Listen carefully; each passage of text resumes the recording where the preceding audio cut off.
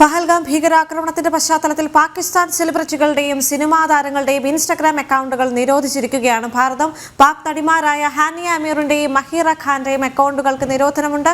പാക് മുൻ ക്രിക്കറ്റ് താരം ഷഹീദ് അഫ്രീദിയുടെ യൂട്യൂബ് ചാനലും ഇന്നലെ നിരോധിച്ചിരുന്നു. ഇതിന് പിന്നാലെയാണ് സെലിബ്രിറ്റികളുടെ ഇൻസ്റ്റ അക്കൗണ്ടും നിരോധിച്ചിരിക്കുന്നത്. ഗൗതം ചേരുന്നുണ്ട് ഡൽഹിയിൽ നിന്ന്. ഗൗതം, പാക് സെലിബ്രിറ്റികളുടെയും അല്ലെങ്കിൽ മറ്റ് സിനിമാ താരങ്ങളുടെയും ഇൻസ്റ്റാഗ്രാം അക്കൗണ്ടുകൾ ഭാരതം നിരോധിച്ചിരിക്കുകയാണ്. ഈ ഒരു ഘട്ടത്തിൽ കഴിഞ്ഞ ദിവസം പാക് മുൻ ക്രിക്കറ്റ് താരം ഷഹീദ് അഫ്രീദിയുടെ യൂട്യൂബ് ചാനൽ ഭാരതം നിരോധിച്ചിരുന്നു. ഇതിന് പിന്നാലെയാണ് ഇപ്പോൾ സെലിബ്രിറ്റികളുടെ ഇൻസ്റ്റാഗ്രാം അക്കൗണ്ടുകൾ അടക്കം ഭാരതത്തിൽ നിരോധനമുണ്ടായിരിക്കുന്നത്.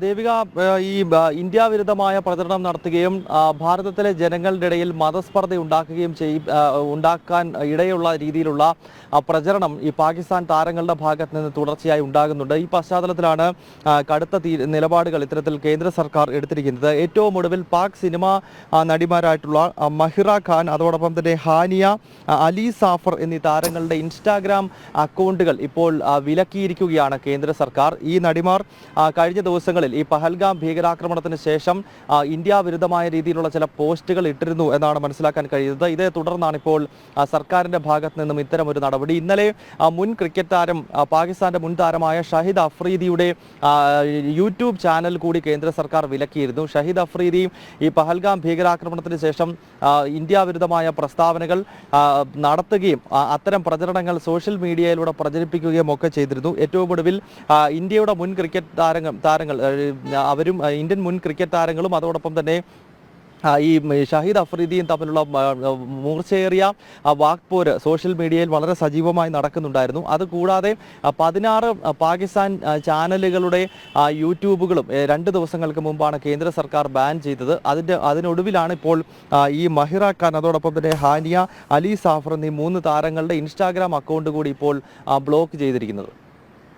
ശരി ഗൗതം, അതോടൊപ്പം തന്നെ വളരെ പ്രധാനപ്പെട്ട മറ്റൊരു കാര്യം, പാകിസ്ഥാന്റെ ഭാഗത്ത് നിന്ന് കൂടുതൽ പ്രകോപനപരമായ ചില പ്രസ്താവനകൾ കൂടി വരുന്നുണ്ട് എന്ന് മനസ്സിലാക്കാൻ സാധിക്കുന്നുണ്ട്. പാക് പാർലമെന്റിൽ പ്രകോപനപരമായ ഒരു പ്രഖ്യാപനം നടത്തിയിരിക്കുകയാണ് സെനറ്റർ പൽവാഷ മുഹമ്മദ് ഖാൻ.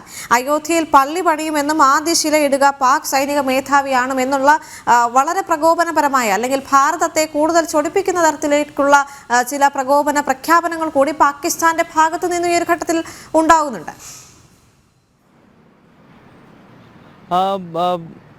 ദേവിക, ഇപ്പോൾ ഈ പാകിസ്ഥാൻ സെനറ്റ് മെമ്പർ വനിതയായിട്ടുള്ള പൽവാസ മുഹമ്മദ് റിയാസ് ഖാനാണ് ഇത്തരത്തിലൊരു പ്രകോപനപരമായ പ്രസ്താവന നടത്തിയിരിക്കുന്നത്.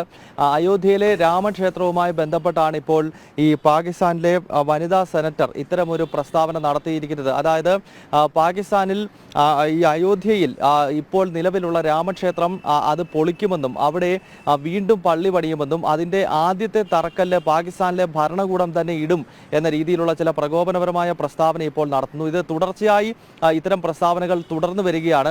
നേരത്തെ നമ്മൾ ഷഹീദ് അഫ്രീദിയെ പോലുള്ള ക്രിക്കറ്റ് താരങ്ങൾ നടത്തിക്കൊണ്ടിരിക്കുന്ന പ്രസ്താവനകളെ പറ്റി പറഞ്ഞിരുന്നു.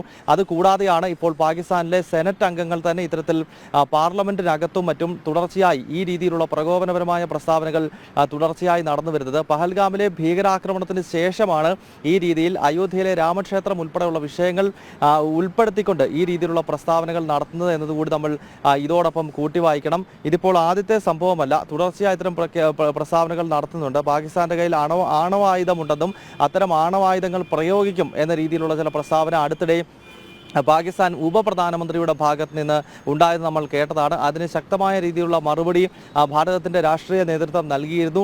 പാകിസ്ഥാൻ്റെ കയ്യിൽ മാത്രമല്ല ആണവായുധമെന്നും ഇന്ത്യയിലെ ആണവായുധങ്ങൾ ദീപാവലിക്ക് ഉപയോഗിക്കാൻ വേണ്ടി വെച്ചിരിക്കുന്നതല്ല എന്ന രീതിയിലുള്ള പ്രസ്താവനകൾ ഇന്ത്യൻ നേതാക്കളുടെ ഭാഗത്ത് നിന്നൊക്കെ ഉണ്ടായത് നമ്മൾ കണ്ടതാണ്. അതായത് ഇത്തരത്തിൽ ഒരു അന്തരീക്ഷം നിലനിൽക്കെ പഹൽഗാമിലെ ഭീകരാക്രമണത്തിന് ശേഷം യുദ്ധസമാനമായ ഒരു അന്തരീക്ഷം നിലനിൽക്കുന്നതിനിടയിലാണ് ഇപ്പോൾ ഈ പാകിസ്ഥാനിലെ നേതാക്കൾ തുടർച്ചയായി പ്രകോപനപരമായ പ്രസ്താവനകൾ നടത്തിക്കൊണ്ടിരിക്കുന്നത്.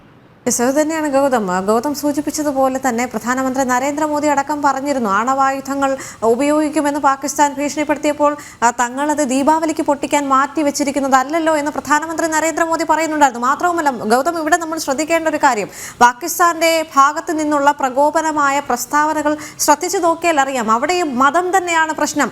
ഹൈന്ദവരെ ആക്രമിക്കുക അല്ലെങ്കിൽ ഹിന്ദു ക്ഷേത്രങ്ങൾ തകർക്കുക, ഈ ഒരൊറ്റ ലക്ഷ്യം മാത്രമാണ് പാകിസ്ഥാന്റെ ഭാഗത്ത് നിന്നും ഉണ്ടായിരിക്കുന്നത് എന്ന് കഴിഞ്ഞ ദിവസം ഈ പ്രസ്താവനകളിലൂടെ എല്ലാം നമുക്ക് കൂട്ടി വായിക്കാൻ സാധിക്കുമല്ലോ.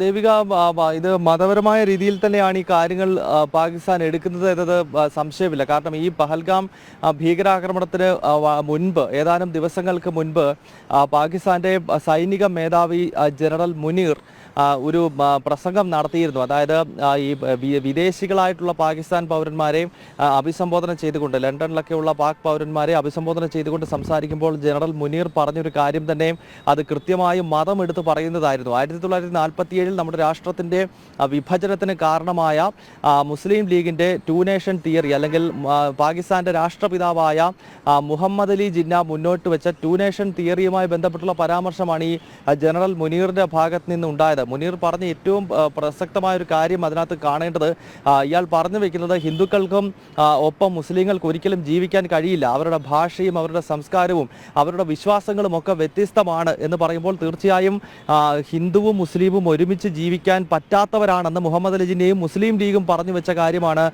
പാകിസ്ഥാന്റെ സൈനിക മേധാവി പറഞ്ഞത്. ആ പ്രസംഗത്തിന് ഏതാനും മണിക്കൂറുകൾക്ക് ശേഷമാണ് പഹൽഗാമിൽ ഭീകരാക്രമണം ഉണ്ടായത് എന്ന കാര്യം നമ്മൾ എടുത്തു പറയേണ്ടതാണ്. അതിനാൽ പാകിസ്ഥാൻ തീർച്ചയായും അതൊരു തീവ്ര ഇസ്ലാമിക രാഷ്ട്രമാണ്, തീവ്ര ഇസ്ലാമിക നിലപാടാണ് മുന്നോട്ട് വെക്കുന്നത്. പാകിസ്ഥാൻ ആണെങ്കിലും പാകിസ്ഥാൻ പ്രൊമോട്ട് ചെയ്ത ഭീകര സംഘടനകളാണെങ്കിലും ലഷ്കർ ഇ തോയ്ബയുടെയും ജെയ്ഷെ മുഹമ്മദിന്റെയും ഒക്കെ ലക്ഷ്യം എന്ന് പറയുന്നത് തന്നെ ജമ്മു കശ്മീരിനെ അടർത്തിയെടുത്ത് പാകിസ്ഥാൻ ഒപ്പം ചേർക്കുക, ഭാരതത്തിലെ ഹിന്ദുക്കളെ വംശഹത്യ ചെയ്യുക, ഭാരതത്തെയും ഒരു ഇസ്ലാമിക് റിപ്പബ്ലിക്കാക്കി മാറ്റുക എന്നതാണ്. അതിനാൽ അത്തരം നീക്കങ്ങൾ തീർച്ചയായും പാകിസ്ഥാന്റെ ഭാഗത്ത് നിന്നുണ്ടാകും. അതിലൊരു അത്ഭുതമോ അല്ലെങ്കിൽ അതൊരു പുതിയ സംഭവമോ അല്ല. കാരണം നമ്മുടെ രാഷ്ട്രത്തെ തന്നെ മത അടിസ്ഥാനത്തിൽ വിഭജിച്ചത് മുഹമ്മദ് അലി ജിന്നയും അന്നത്തെ നെഹ്റുവിനെ പോലുള്ള ഭരണാധികാരികളുമൊക്കെയാണ്. അപ്പോൾ മത അടിസ്ഥാനത്തിൽ വിഭജിക്കപ്പെടുകയും പിന്നീട് മതത്തിൻ്റെ പേരിൽ രൂപപ്പെടുകയും ചെയ്തൊരു രാജ്യമാണ് പാകിസ്ഥാൻ. അതിനാൽ പാകിസ്ഥാൻ എല്ലാ കാലത്തും, ഇന്നലെകളിലും ഇന്നും നാളെയും പാകിസ്ഥാൻ മതം പച്ചയ്ക്ക് വിളിച്ചു പറയുന്ന ഒരു രാജ്യം തന്നെ ആയിരിക്കും. ദേവിക.